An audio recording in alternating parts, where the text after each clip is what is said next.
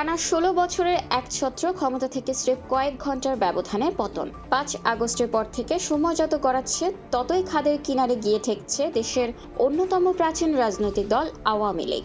শীর্ষ নেতৃত্ব বিদেশে, কেন্দ্রীয় নেতারা কারাগারে, আর মাঠ পর্যায়ের কর্মীরা এখন দিশেহারা। তবে কি চিরতরে থমকে গেল আওয়ামী লীগের রাজনীতির চাকা?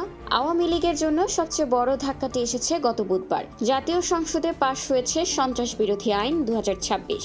এই আইনের ৩ ধারা অনুযায়ী আওয়ামী লীগ বা তার অঙ্গ সংগঠনের পক্ষে কোনো মিছিল, সভা সমাবেশ তো দূরে থাক, এমনকি সামাজিক যোগাযোগ মাধ্যমে প্রচারণাও এখন দণ্ডনীয় অপরাধ। এই আইনি নিষেধাজ্ঞা দলটিকে এক প্রকার রাজনৈতিক পক্ষাঘাতগ্রস্ত করে ফেলেছে।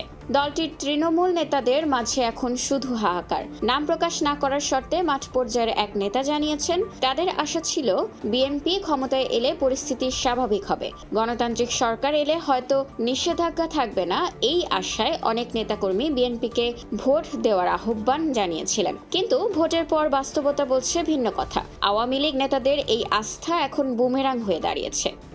কর্মীরা বলছেন, বিদেশ থেকে রিমোট কন্ট্রোলে দল চালানো আর বাস্তবসম্মত নয়। তৃণমূলের দাবি, নেতাদের দেশে ফিরতে হবে, দরকার হলে গ্রেপ্তারের ঝুঁকি নিতে হবে, কারণ রাজধানী ঢাকা দখল করতে না পারলে তৃণমূল রক্ষা করা অসম্ভব। কিন্তু সাবেক স্পিকার শিরীন শারমিন চৌধুরীর গ্রেপ্তার এবং একের পর এক শীর্ষ নেতার কারাবাস দলটির সাংগঠনিক মেরুদণ্ডকে পুরোপুরি ভেঙে দিয়েছে।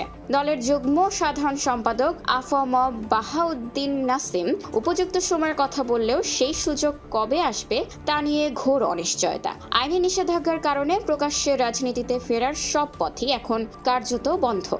বিশ্লেষকরা বলছেন, নতুন আইন এবং নেতৃত্বের শূন্যতায় আওয়ামী লীগের সংকট এখন ঐতিহাসিক। মাঠের কর্মীরা সাহস ফিরে পেতে শীর্ষ নেতাদের উপস্থিতি চাইলেও আইনি ও রাজনৈতিক বাস্তবতায় তা যেন এক অসম্ভব কল্পনা। অন্ধকার সুড়ঙ্গের শেষে আওয়ামী লীগ কি কোনো আলোর দেখা পাবে, নাকি এভাবেই হারিয়ে যাবে দেশের রাজনৈতিক মানচিত্র থেকে? সময় বলে দেবে সেই উত্তর। খোলা কাগজ, ঢাকা।